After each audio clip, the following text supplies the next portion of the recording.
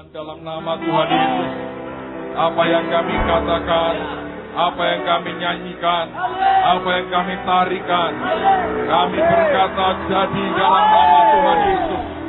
Jadi dalam nama Tuhan Yesus. Terima kasih Tuhan. Sekarang siapkan hati anak-anak-Mu menangkap akan isi hatimu sendiri di dalam nama Tuhan Yesus. Semua berkata amin. Silakan kembali duduk dalam hadirat Tuhan. Saudara sekalian, dalam beberapa saat mendatang ini kita akan masuk, buat perayaan orang Yahudi adalah Hari Raya Purim.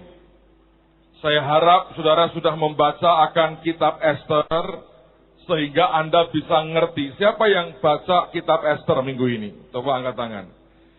Nah, saya berharap dengan Anda membaca kitab Ester, tidak lagi istilah itu asing buat kita. Nah, hari ini saya ingin menyiapkan hati saudara, karena besok baru kita akan buat perayaannya.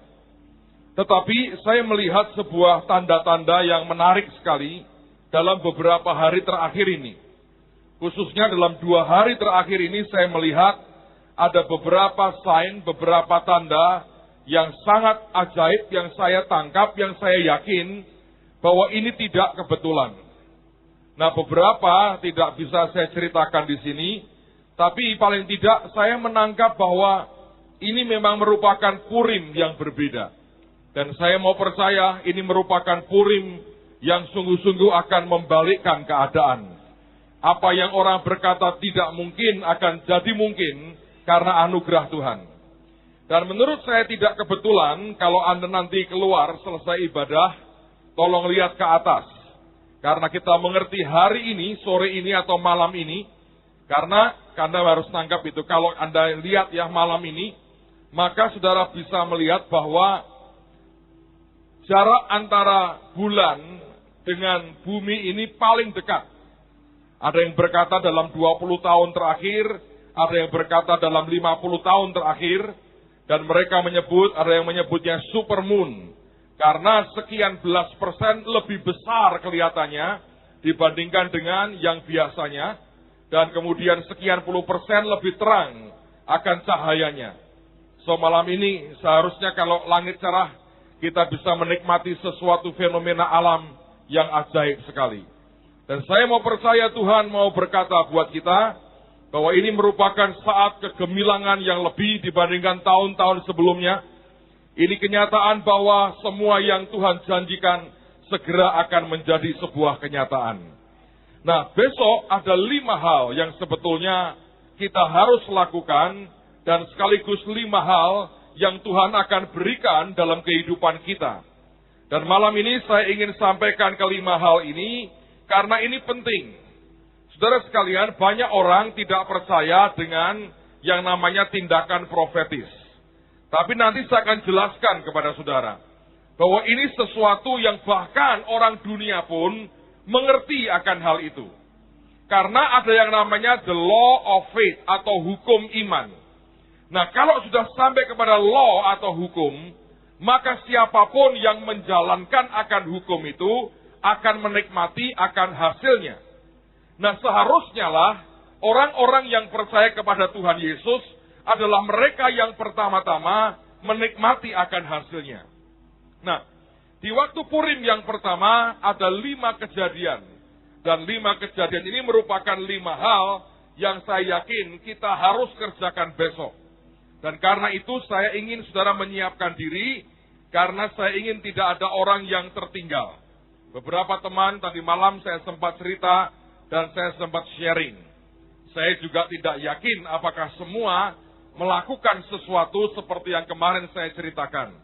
Tapi saya ingin supaya malam hari ini, walaupun mungkin sedikit terlambat bagi beberapa orang, biarkan Anda mengerti, kalau besok kita lakukan yang 5 hal ini, mari kita lakukan dengan sehati, dengan iman. Lagi-lagi saya berkata ini masalah iman, dan sudah teruji dan sudah terbukti. Maka saya berkata, giliran kita menikmati akan iman kita berbuah seperti yang ada di hati kita. Nah, mari kita lihat Ester pasal yang ke-8. Kitab Ester pasal yang ke-8. Ester pasal yang ke-8, ayat yang pertama dan ayat yang kedua. Ester pasal yang ke-8, ayat yang pertama dan ayat yang kedua. Ini hal pertama. Setelah Haman itu mati, maka ini hal yang pertama. Pada hari itu juga, Raja Ahasiweros mengaruniakan harta milik Haman, seteru orang Yahudi kepada Ester sang ratu. Dan Mordekai masuk menghadap raja, karena Ester telah memberitahukan apa pertalian Mordekai dengan dia. Maka raja mencabut cincin meterai yang diambil daripada Haman, lalu diserahkannya kepada Mordekai. Dan Mordekai diangkat oleh Ester menjadi kuasa atas harta milik Haman. Ajaib sekali Purim yang pertama yang langsung terjadi sebetulnya bukan penjarahan. Memang kita mengerti orang Yahudi pada waktu itu tidak mengusik harta daripada musuh mereka. Tetapi yang terjadi lebih dari sekedar penjarahan, yaitu pemindahan nama dan hak, saudara. Haman itu bukan dijarah kekayaannya, tapi semua diambil dan diserahkan kepada Ester. Dan oleh Ester dia minta supaya Mordekai yang mengelola akan harta kekayaan Haman yang banyak sekali.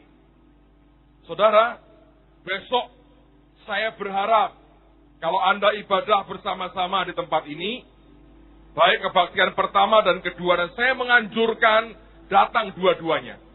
Karena tahun ini itu ajaib.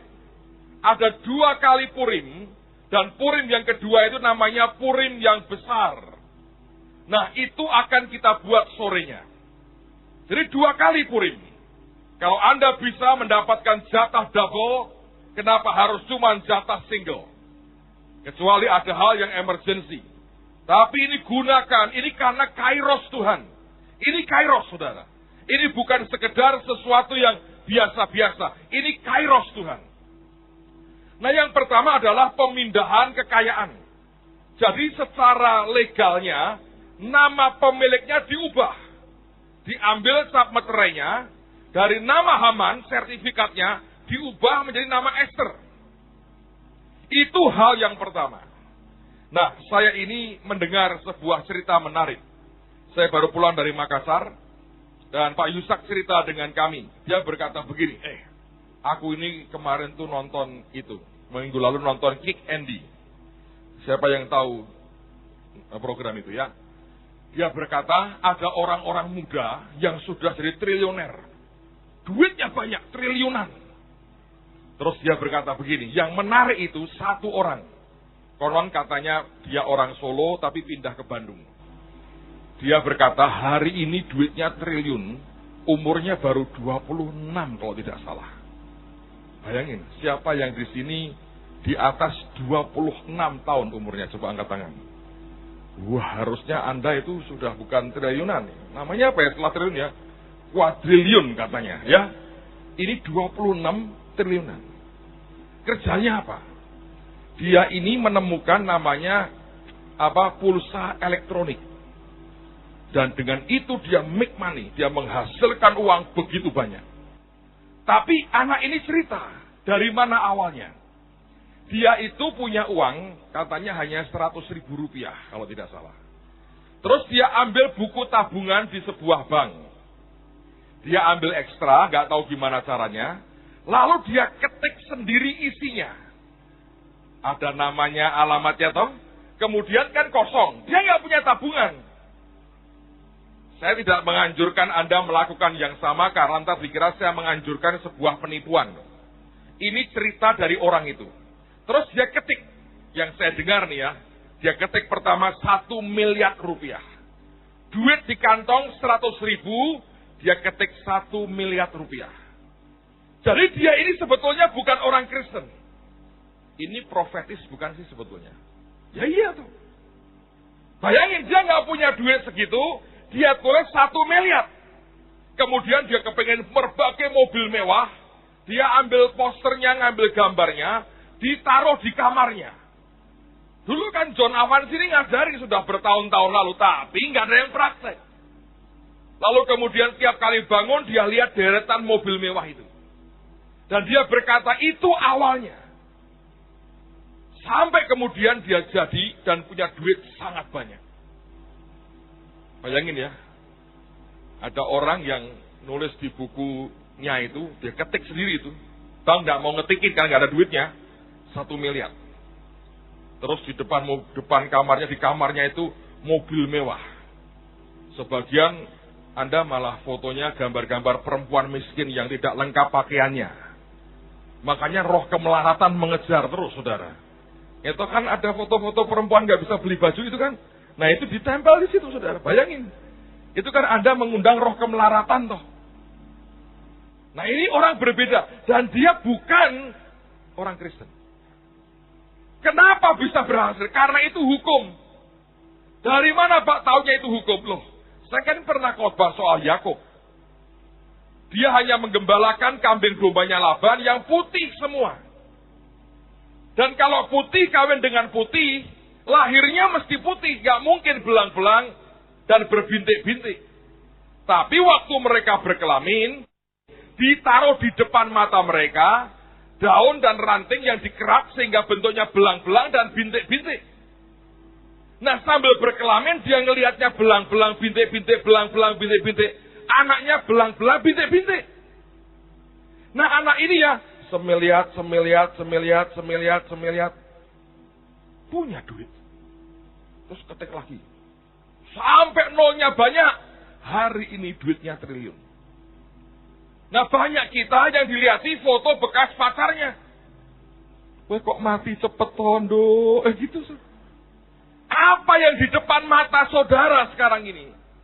Bayangin kalau semua kita ya. Saudara dengan iman. Orang berkata, Pak ini kan seperti orang gila. Nah orang cuma seperti kok. Daripada seperti orang waras. Milih mana coba saudara?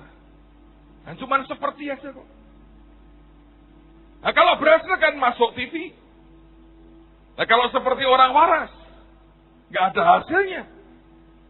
Loh ini sebetulnya cuma iman kok saudara. Ini hukum. Jadi ketika engkau melakukan itu luar biasa. Makanya ini penting. Besok itu Anda datang dengan sebuah keyakinan. Saya nggak tahu malam ini Anda mau cari gambar apalah. Mau bulan atau planet Mars Anda mau duduki, monggo silakan. Cuma dengan keyakinan loh, ini akan terjadi. Bukan asal iseng. Oh Pak, saya nanti bintang film tak pajang semua di ini saya. Ya Anda cari masalah itu. Cari sesuatu yang berguna dan kelak akan membuat engkau naik dan tidak turun, membuat engkau jadi kepala dan bukan ekor. Amen, saudara. Nah besok hadapkan ke Tuhan. Saya juga punya. Apa Pak? Rahasia. Kalau nanti saya tunjukkan Anda pingsan pasti. Anak saya lihat itu langsung, kita pegang berdua papi. Oh maaf, pribadi ini. Saudara ini dibuat oleh orang dunia. Coba kita lihat beberapa ayat lah, supaya saudara ngerti ini hukum Tuhan. Kejadian pasal yang ke-15. Kejadian pasal 15, ayat yang pertama sampai dengan ayat yang ke-6. Kejadian pasal 15, ayat yang pertama sampai dengan ayat yang ke-6. Kemudian datanglah firman Tuhan kepada Abram dalam suatu penglihatan. Janganlah takut Abram, akulah perisaimu. Upahmu akan sangat besar. Abram menjawab, ya Tuhan Allah, apakah yang akan engkau berikan kepadaku? Karena aku akan meninggal dengan tidak mempunyai anak. Dan yang akan mewarisi rumahku ialah Eliezer orang Damsyik itu.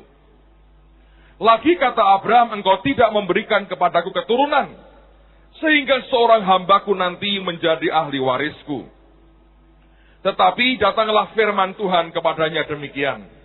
Orang ini tidak akan menjadi ahli warismu, melainkan anak kandungmu. Dialah yang akan menjadi ahli warismu. Nah, ayat 5 perhatikan. Tuhan bertindak dengan cara yang ajaib. Dan Tuhan membawa Abram keluar. Bukan dikatakan Tuhan memerintahkan Abram keluar, enggak. Alkitab berkata Tuhan membawa Abram keluar. Seperti orang memegang tangannya berkata, ayo keluar dengan aku. Lalu dikatakan, serta berfirman, coba lihat ke langit. Disuruh apa saudara? Lihat. Dia berkata, coba lihat ke langit. Hitunglah bintang-bintang. Jika engkau dapat menghitungnya. Maka firman-Nya kepadanya, demikianlah banyaknya nanti keturunanmu. Tuhan itu yang membawa Abraham keluar dari tendanya. Dia lagi suntuk, lagi berat, lagi frustrasi, memikirkan masa depannya. Dan kemudian Alkitab berkata, Tuhan membawa Abraham keluar, dan dia berkata, coba lihat ke langit. Yang diajarkan Tuhan adalah, coba lihat Abraham. Kamu lihat bintang-bintang itu, hitunglah. Seperti itu kelak keturunanmu. Dan yang menarik, pada ayat yang berikutnya, yaitu pada ayat yang ke-6, Alkitab, lalu percayalah Abraham kepada Tuhan. Makanya banyak orang berkata, seeing is believing. Melihat itu membuat engkau percaya. Memang Tuhan berkata, akan lebih berbahagia kalau engkau tidak melihat, namun percaya. Tapi kasus ini, seeing is believing. Kalau engkau melihat, maka engkau percaya. Lalu percayalah Abraham kepada Tuhan. Maka ini akibatnya. Tuhan memperhitungkan hal itu kepadanya sebagai kebenaran. Begitu engkau melihat, engkau percaya bukan pada kemampuanmu sendiri, pada apa yang Tuhan bisa berikan dalam hidupmu, maka engkau dikatakan itu dihitung Tuhan sebagai kebenaran. Dan kalau itu Tuhan berkata ini benar nak, maka akan terjadi. Saudara, beberapa anak yang ngerti soal mode misalnya, beberapa hari ini lagi cari di internet, ambil gambar-gambar perusahaan atau industri mebel ya, fashion yang hebat-hebat itu dia foto, dia print dan dia cap sendiri. Namanya siapa, milik namanya disuruh cepet. Terus dihadapkan ke Tuhan, ditempel di kamarnya. Saya kelak akan jadi begini. Bayangin saudara. Apa sih impianmu? Kawin pak. Ya sudah. Kawin no. Nah kalau hanya itu ya nggak apa-apa. Foto itu, roti kana, kawin, apa gitu sudah. Nah, setelah terjadi, hilang lagi, nggak ada lagi impiannya. Coba sesuatu yang besar, yang secara manusia tidak mungkin. Paling-paling dimarahi mamimu. Kamar, tambah, gambar kok gini, gopo. Kalau itu helikopter, nanti ya mah. Kalau nanti helikopternya sudah nyampe, tak ajai muter-muter mah. Keliling dari pulau ke pulau. Tak ajai siksak di atas mah katanya.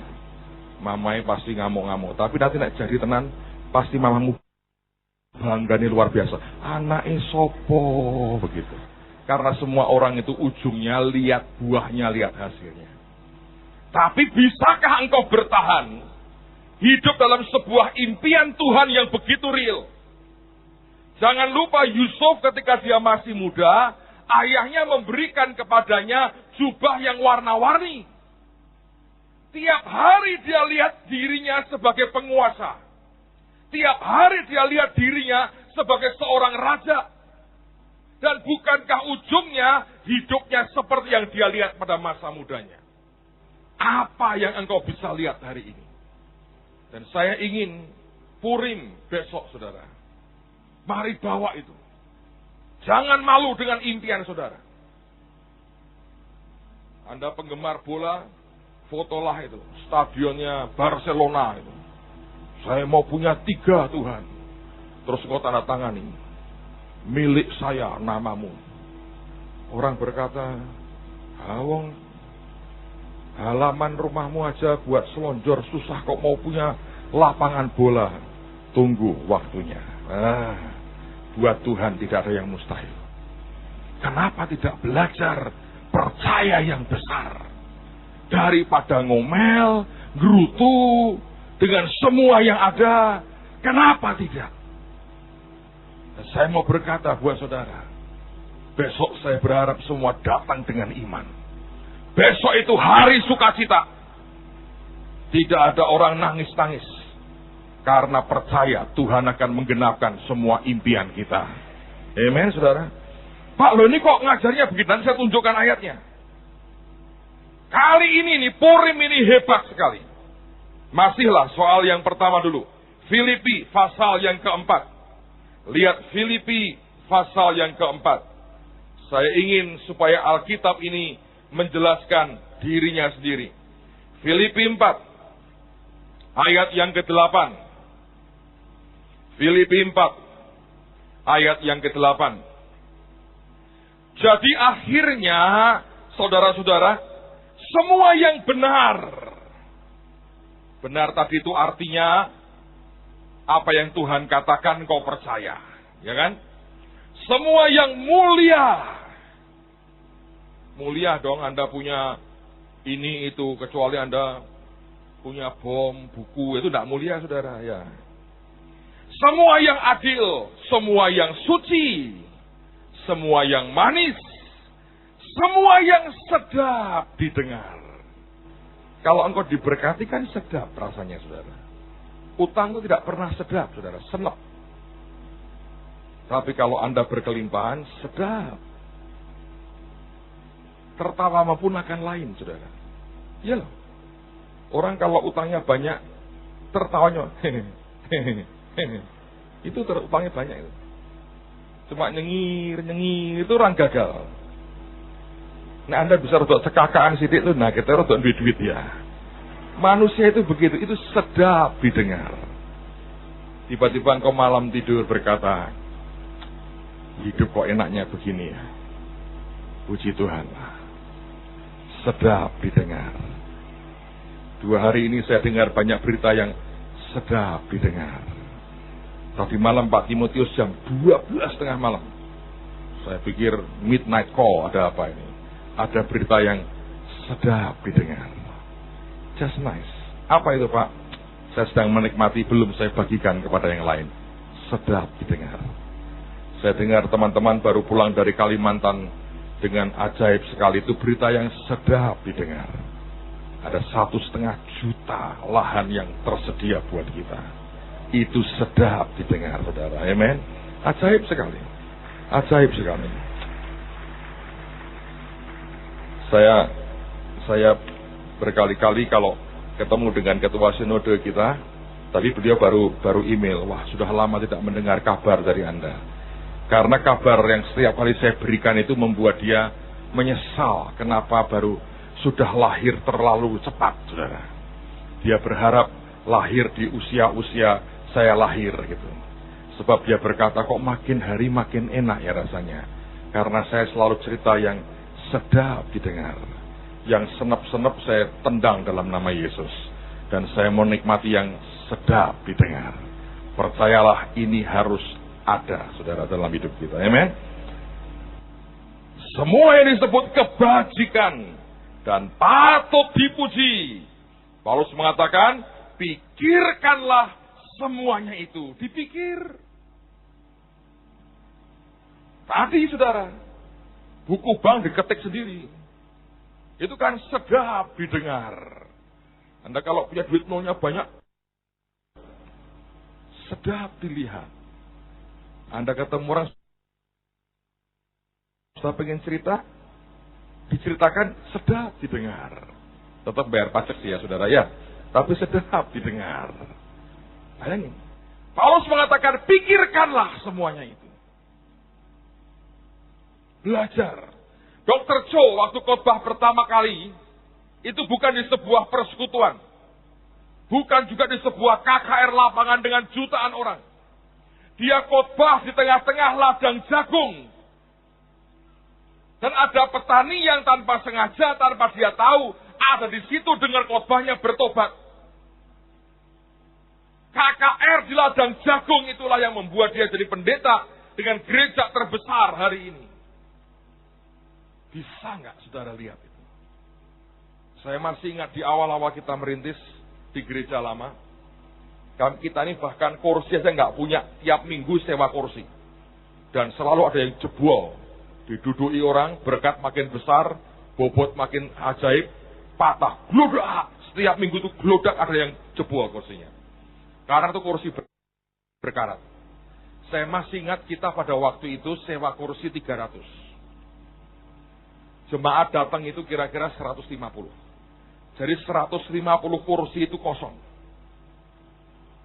Nah, kita dulu ada ibu-ibu yang kerja di situ, sahabatnya Pak Victor itu ya, yang kerja di gereja. Saya bilang gini, Bu, pokoknya ini kursi dibuka semua, jangan ada yang dilipat, atur semua. Ya, katanya. Dan tiap minggu dia lihat, hanya separuh terisi. Satu hari dia inisiatif, yang separuh tidak dia pasang. Dia hanya pasang 200, yang 100 dia tumpuk. Saya lihat itu saya marah, saya panggil dia, saya bilang, kenapa ditumpuk? Dia berkata, kan nggak ada yang dudukin Pak. Jumlahnya kan nggak banyak. Saya bilang begini, pendetanya saya, bukan kamu. Pasang, saya bilang. Oh ya, dia tidak tahu saya sedang melihat itu. Jiwa-jiwa di situ. Dia tidak melihat, saya lihat. Penglihatankah? Tidak. Imajinasi saya. Ya. Loh, kalau Anda lihat tadi yang buku bank itu apa? Imajinasi kan? Pikirkanlah itu. Domba berkelamin itu apa? Bintik, bintik, bintik, bintik. Kok bisa ya eksternal bisa mempengaruhi sampai lahirnya kambing domba yang bintik-bintik? Alkitab ini sudah ngajar begitu banyak. Hanya sebetulnya tidak banyak orang yang percaya. Selalu orang berkata gini, oh itu kan Yakub, itu kan bukan saya memang. Tapi kalau Alkitab tulis cerita itu, maka sebetulnya itu hukum dan berlaku buat saudara dan buat saya. So besok jangan bawa kertas kosong saudara. Malam ini sibuk cari sesuatu yang engkau berkata aku mau ini terjadi. Kalau saudara pengen punya toko emas ya itu cari di internet kan banyak toko emas yang gede-gede, fotonya di print saudara. Toko emas punya saya. Kalau Anda hebat tuh nama toko emasnya ganti namamu saudara. Supaya sah. Kalau nama toko emasnya orang lain belum sah, itu namanya ganti namamu. Toko emas Bejo Senantiasa. Oh hebat. Itu sudah. Loh Bejo itu gak ada yang ngalahin loh saudara. Senantiasa pula. Nidi. Karena saudara menyebut dirimu apa akan terjadi kok. Saya ini pernah saudara pergi ke Belanda dengan seorang pendeta. Dan saya menghormati beliau karena dia sudah tua. Sudah sepuh lah. Dia tuh ngomong begini sama saya. Waktu mau ke Belanda tuh. Mau ke Amsterdam. Dia ngomong dengan bahasa yang menurut saya aneh. Dia berkata gini. Aneh ya Agung. Keteke kok tekan Londo. Ketek, maksudnya Om. Ya ini keteke. Ketek, iya keteke. Ya wes ketek-ketekan saudara. Berkatnya berkat ketek. Kacang, gitu kan? Kalau di Jakarta, kalau setiap SHRK, saya lihat bundaran mana dekat Kelapa Gading itu ada 6-7 monyet itu. Topeng monyet. Nah berkatnya ketek. Dia nyebut dirinya ketek. Saya bilang gini, kono ketek aku rojo nih. Tapi jangan ditampur saudara, bahaya. Harus lain-lain. Berkatnya ternyata berbeda. Ada berkat ketek, ada berkat raja. Nah Anda mau berkat ketek enggak? Sebutlah dirimu apapun. Engkau pikir lucu ya. Tapi engkau sedang memberikan sebuah cap stigma dalam hidupmu. Seperti apa engkau sebetulnya? Kadang-kadang kita guyon-guyon yang sangat tidak bermutu. Tapi saya mau berkata mulai hari ini berhenti mengucapkan yang negatif tentang dirimu. engkau sedang mengutuki dirimu sendiri. Amen, saudara. Yang kedua, ini lebih seru nih yang kedua. Saya mau teruskan, kita lihat ke kitab Ester lagi.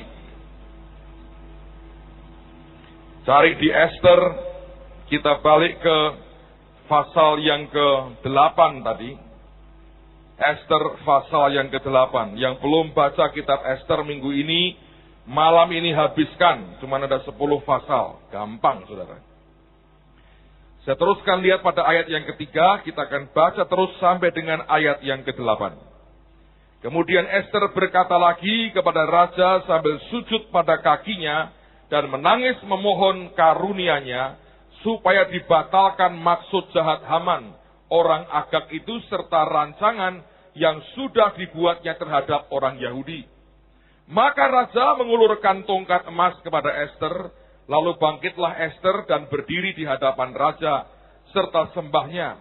Jikalau baik pada pemandangan raja dan jikalau hamba mendapat kasih raja, dan hal ini kiranya dipandang benar oleh raja, dan raja berkenan kepada hamba. Bayangin, ini saudara, ini tuh ajaib. Ini tuh kerendahan hati. Coba dia ngomong berlapis-lapis. Pokoknya asal raja mau loh, asal raja mau.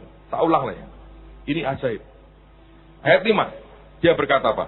Jikalau baik pada pemandangan raja, dan jikalau hamba mendapat kasih raja, dan hal ini kiranya dipandang benar oleh raja, dan raja berkenan kepada hamba. 4 kali loh ngomong begitu. Maka hendaklah dikeluarkan surat titah, untuk menarik kembali surat-surat yang berisi rancangan Haman bin Hamedata, orang Agag itu, yang ditulisnya untuk membinasakan orang Yahudi di dalam semua daerah kerajaan. Karena bagaimana hamba dapat melihat malapetaka yang menimpa bangsa hamba, dan bagaimana hamba dapat melihat kebinasaan sanak saudara hamba. Maka jawab Raja Ahasiweros kepada Ester, sang ratu, serta kepada Mordekai orang Yahudi itu, harta milik Haman telah kukaruniakan kepada Ester, dan Haman sendiri telah disulakan pada tiang karena ia sudah mengacungkan tangannya kepada orang Yahudi. Ayat 8, ini blessing ajaib buat Purim tahun ini. Tuliskanlah atas nama raja apa yang kamu pandang baik tentang orang Yahudi, dan meteraikanlah surat itu dengan cincin meterai raja. Karena surat yang dituliskan atas nama raja dan dimeteraikan dengan cincin meterai raja tidak dapat ditarik kembali. Ini artinya mereka dapat sebuah lembaran kosong dan cincin raja diserahkan. Raja berkata, tulis yang kamu mau. Stempel sendiri. Sah. Tidak akan ditarik lagi. Besok Anda mau nulis apa? Kami sudah menyiapkan, besok saya mau baca buat saudara. Sebagian kelihatannya gila-gilaan, tapi ini tidak gila-gilaan. Saya besok tulis surat, tulis namanya Dekret 20 Maret, saudara. Mantap. Saya mau baca itu. Anda kalau tidak punya ide, aminkan yang saya bacakan.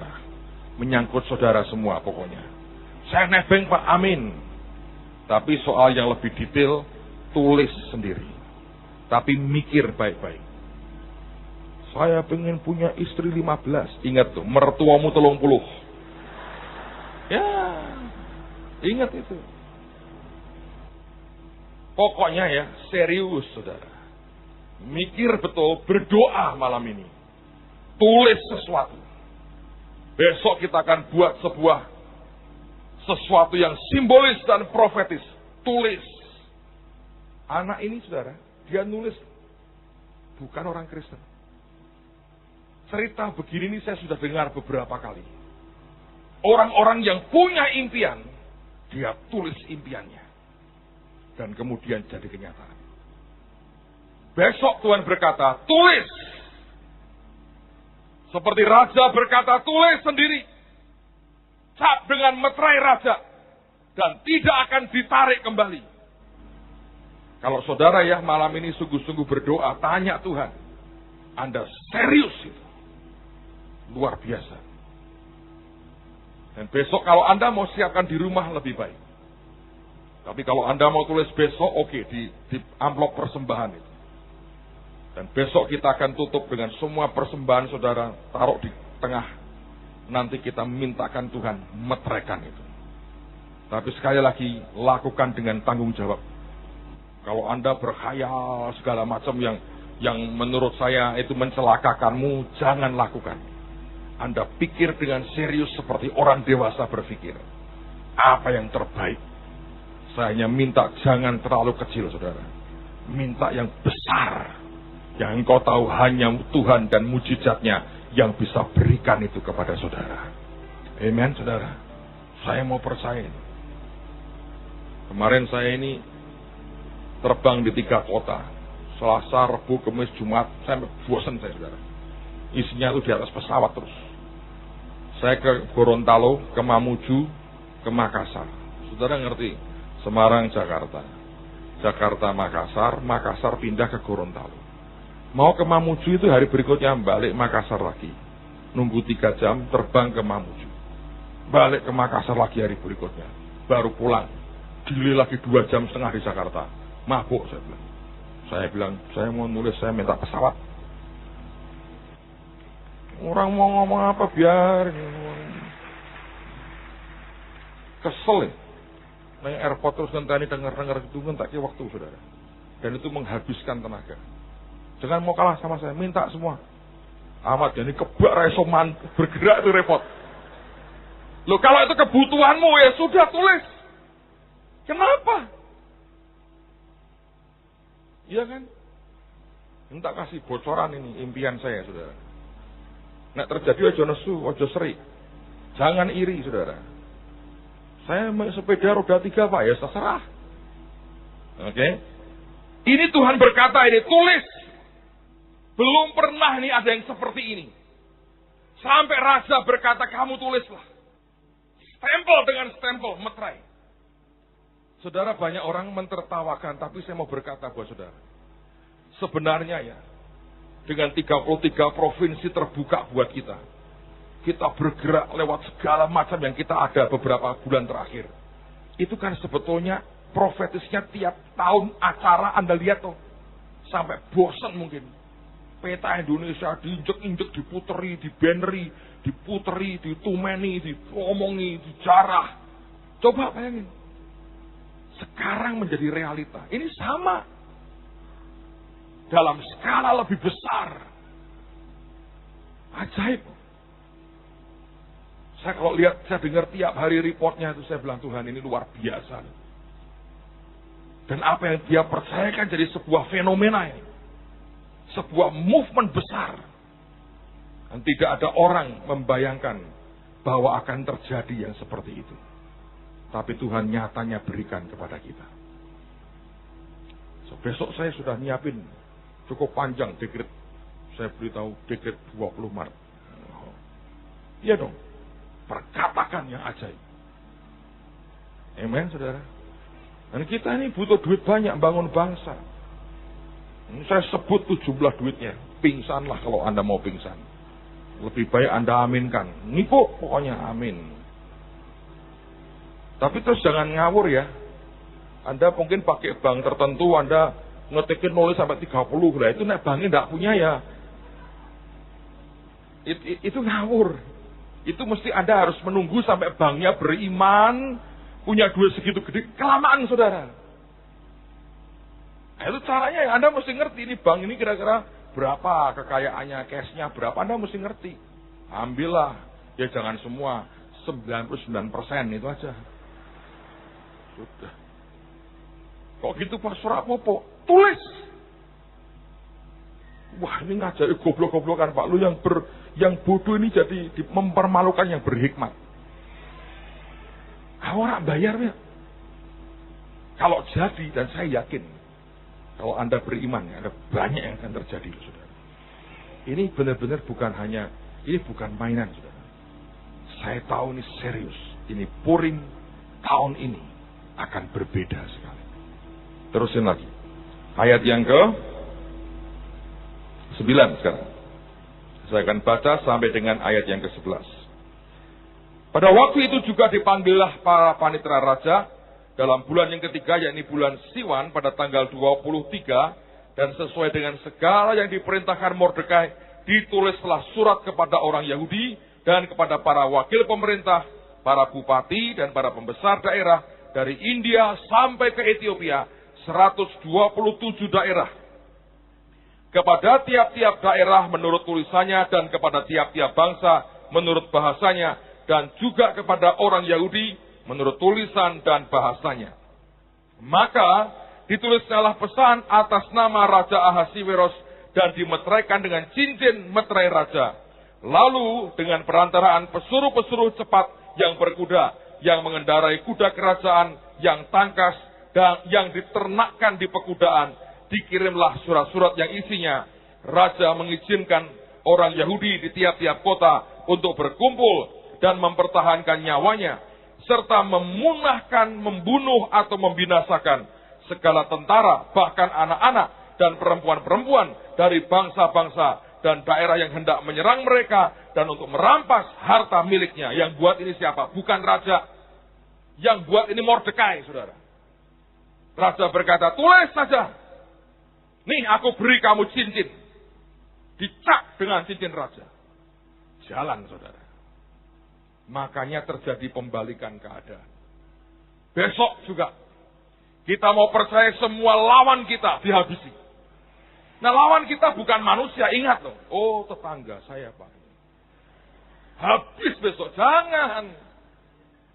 Lawanmu itu ya kedaginganmu, malasnya, tidak mau belajar, tidak bertobat, tegar tengkuk, pelit, tidak nurut sama Tuhan, mata keranjang, mata duitan, kesombongan.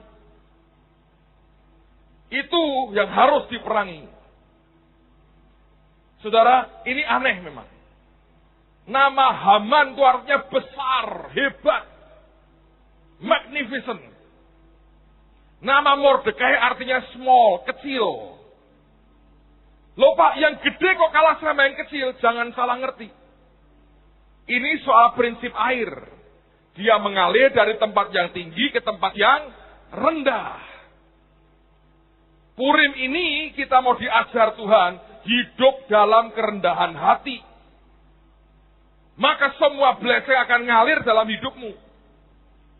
Sama ketika engkau meninggikan diri, engkau hanya dapat embun dari Hermon. Tapi kalau kita merendahkan diri kita, kita dapat air sungai yang hebat dari Yordan. Nah, kita mau minum dari embun atau dari sungai? Kalau engkau mau nikmati embun, buka mulut berjam-jam, itu engkau bisa meninggikan diri di atas Hermon. Tapi kalau kita berkata, aku mau merendahkan hatiku di hadapanmu Tuhan, engkau merendah, maka saudara akan menikmati aliran sungai yang jernih yang di bawah. Hari itu terjadi pembalikan keadaan. Nah, semua musuh kita termasuk kesombongan, ketamaan kita, mata duitan kita, semua yang buruk, semua yang jahat, kepahitan, tidak mau mengampuni, minta Tuhan beresi dan dimusnahkan. Semua yang menghalangi berkat Tuhan dalam hidupmu, yang menghambat engkau dalam kariermu, semua spirit yang membuat engkau tidak berkembang, minta Tuhan beresi besok. Dan mari kita percaya ada sesuatu yang besar akan Tuhan buat. Saudara, ini Purim yang berbeda. Ini Purim adalah Purim spesial buat kita. Hanya kalau engkau percaya. Kalau tidak, hari esok akan lewat begitu saja tanpa terjadi apa-apa. Tapi saya berkata saya tidak mau. Karena saya beberapa hari ini saya melihat sebuah tanda-tanda yang ajaib sekali. Secara daging, satu persatu, Tuhan buka dengan mujizat dan kemurahan yang luar biasa. Ada favor, kemudahan Tuhan yang sedang terjadi dengan ajaib di tengah-tengah kita. Amen, saudara. Siapa yang mau siapkan hati besok sungguh-sungguh.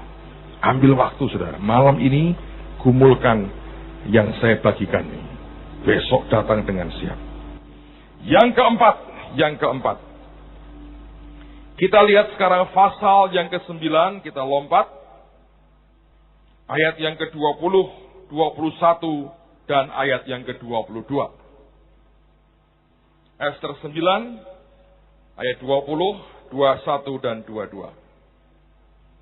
Maka Mordekai menuliskan peristiwa itu, lalu mengirimkan surat-surat kepada semua orang Yahudi di seluruh daerah Raja Ahasiweros, baik yang dekat, baik yang jauh, untuk mewajibkan mereka supaya tiap-tiap tahun merayakan hari yang ke-14 dan yang ke-15 bulan Adar.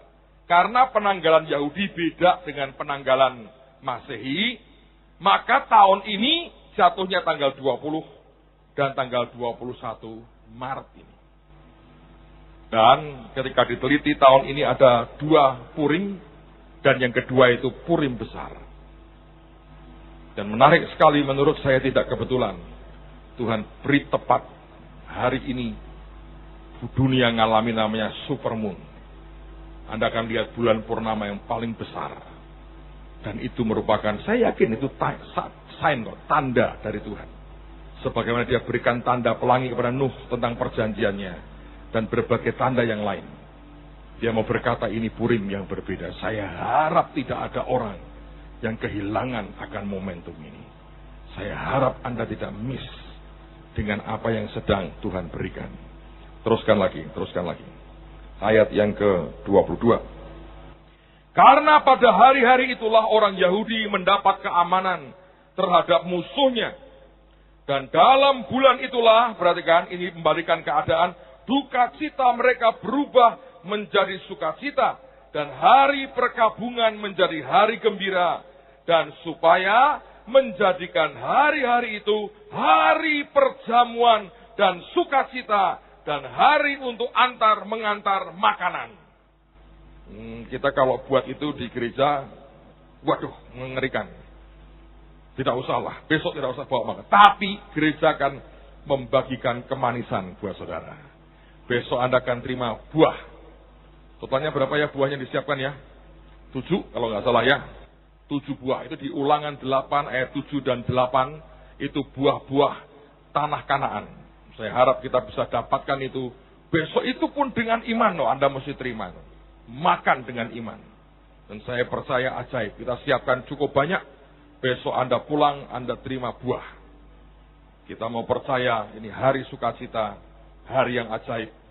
Anda diberkati Tuhan dengan kemanisan yang luar biasa. Ini waktunya. Dan dengan itu saya berdoa, saya minta semua kepahitanmu disingkirkan. Saya nggak tahu ada orang yang suka dengan yang pahit, saudara. Tapi ada itu. Yang hobinya itu broto wali, ada memang, saudara. Langka, tapi langka, percayalah.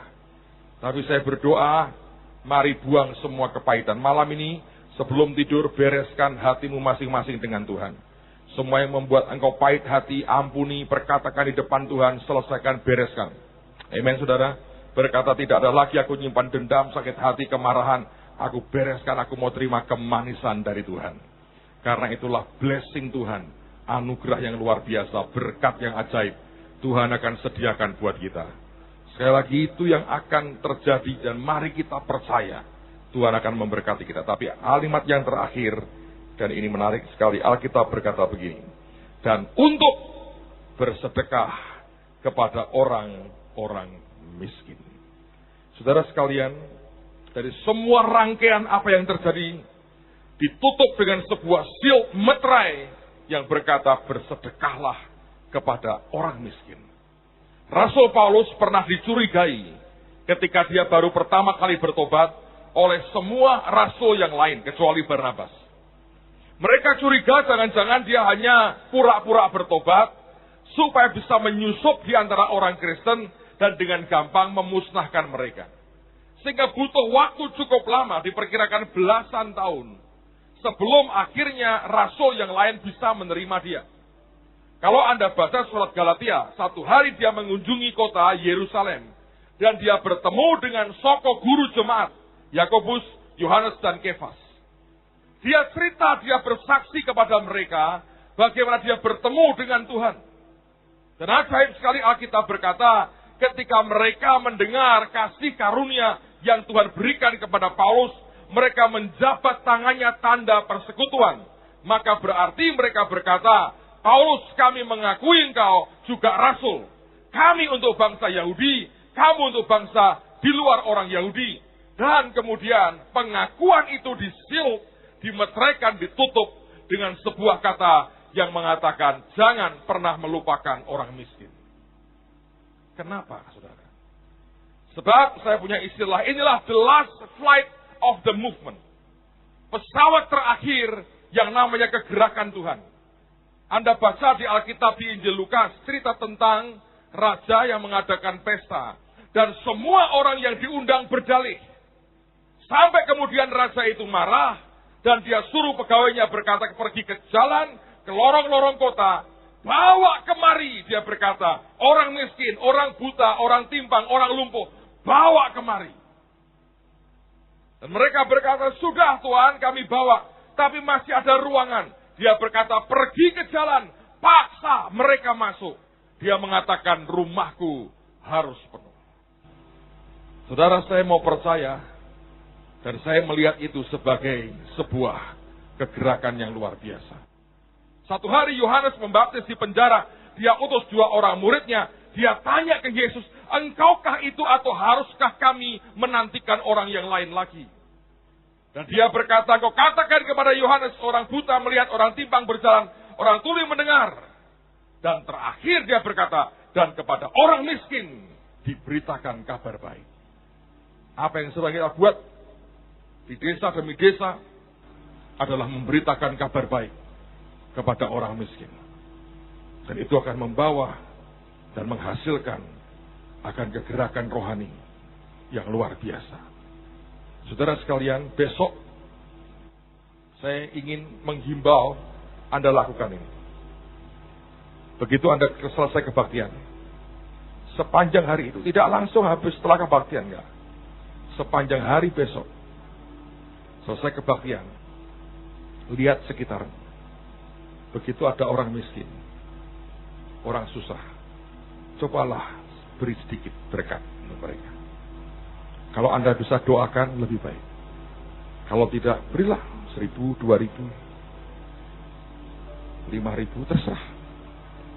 Minimal besok itu, ribuan anak Tuhan keluar di kota kita ini dan memberkati orang miskin. Besok orang miskin ribuan akan bertanya, ada apa ini? Dan kita berkata, Purim, Purim. Hari pembalikan keadaan. Purim. Aku sudah tulis apa yang aku mau. Tuhan sudah cap dengan cincin meterainya. Aku berbagi dengan kalian. Purim. Ada Tuhan Yesus yang baik atas kota ini.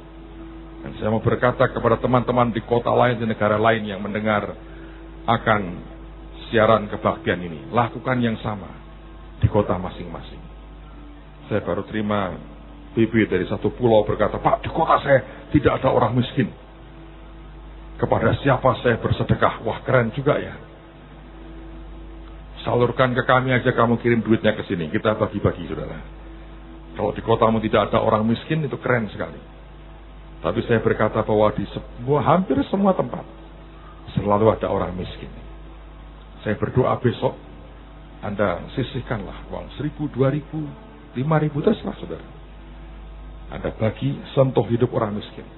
Anda lihat anak jalanan, kau lihat tukang becak, kau lihat pengamen, kau lihat pengemis, kau lihat siapapun. Mungkin kau ketemu tetanggamu yang susah. Belikanlah makanan. Belikanlah cappuccino. Siapa tahu belum pernah minum cappuccino. Anda beli sesuatu, anterin ke rumahnya. Bu, apa ini ada berkat Tuhan. Anda beli makanan yang oke buat mereka. Biarkan hari itu mereka menikmati. Dan ribuan orang di kota ini akan berkata, ada apa hari ini? Wah, kita diberkati. Dan kita berkata dengan senyum Purim, apa yang aku tulis dimeterai oleh Raja. Dan aku yakin akan jadi luar biasa. Amen, saudara. Mari berdiri sama-sama. Besok Ibu Nani akan menyampaikan pesan Tuhan. Dan kemudian setelah itu saya akan pimpin saudara step by step. Ikuti apa yang Tuhan mau. Dan Tuhan itu Tuhan yang luar biasa, Tuhan yang ajaib.